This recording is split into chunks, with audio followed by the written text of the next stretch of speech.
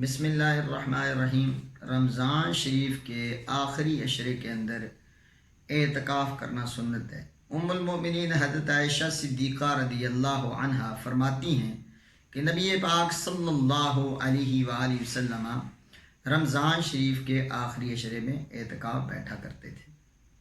یہاں تک کہ ایک حدیث پاک میں آتا ہے کہ نبی پاک صلی اللہ علیہ وآلہ وسلم ایک سال کسی سفر پر موجود تھے تو آپ اعتکاف نہ کر سکے۔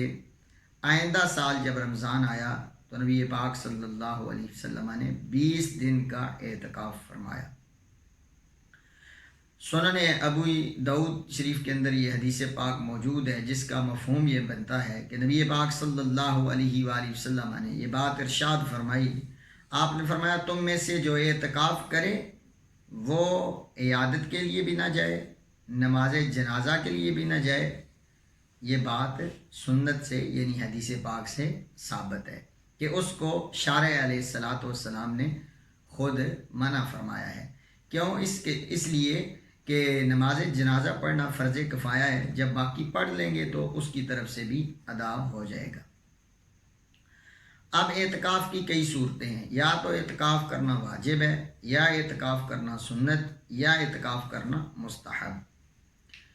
اعتکاف واجب کس کو کہتے ہیں؟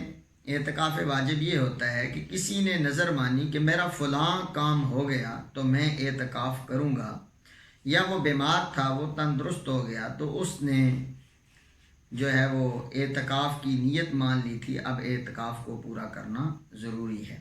جس طرح کہ حضرت عمر بن خطاب رضی اللہ عنہ کے بارے میں آتا ہے کہ نبی صلی اللہ علیہ وسلم نے انہوں نے پوچھا کہ یا رسول اللہ میں نے زمانہ جہلیت میں نیت کی تھی اعتکاف کرنے کی، تو فرمایا اب اس نیت کو پورا کرو۔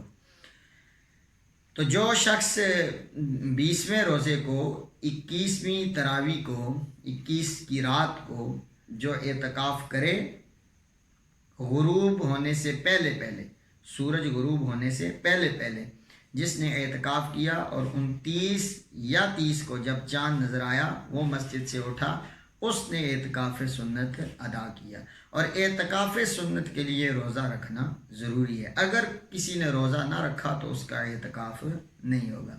باقی رہا اعتکاف مستحب، تو اعتکاف مستحب کے لیے روزہ ضروری نہیں ہے، لیکن اس کا معنی یہ نہیں ہے کہ کسی کو روزہ چھوڑنے کی اب اجازت ہو گئی ہے، بلکہ جو عاقل ہے، ابھی بالغ نہیں بھی ہے، تو اس کی صحت ہے تو اس پر بھی روزہ رکھنا ضروری ہے۔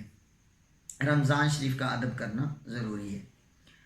باقی رہی بات کہ اعتکاف کے لیے جامع مسجد کا ہونا ضروری ہے، بالکل ایسی بات نہیں۔ ہاں یہ بات ضرور ہے کہ جو شخص اعتکاف کرے مسجد حرام میں تو سب سے زیادہ فضیلت ہے، اس کو ثواب ملے گا۔ اس کے بعد مسجد نبوی صلی اللہ علیہ وسلم میں جو اعتکاف کرے گا تو وہ اعتکاف فضیلت والا ہے۔ اس کے بعد مسجد اقصیٰ ہے، اس کے بعد سب سے بڑی مسجد کے جس میں لوگ جمع ہوتے ہیں، مسلمان جمع ہوتے ہیں، اس میں بیٹھنا ثواب ہے۔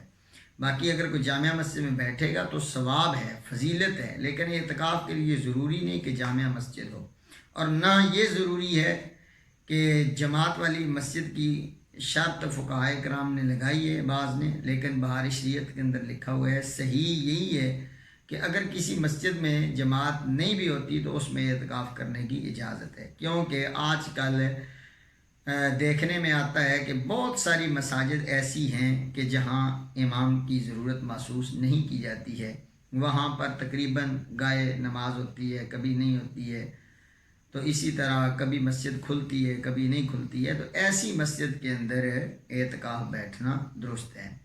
اب یہ ہے کہ کیا بالغ ہونا اعتکاف کے لیے ضروری ہے یا کس عمر کا ہونا ضروری ہے؟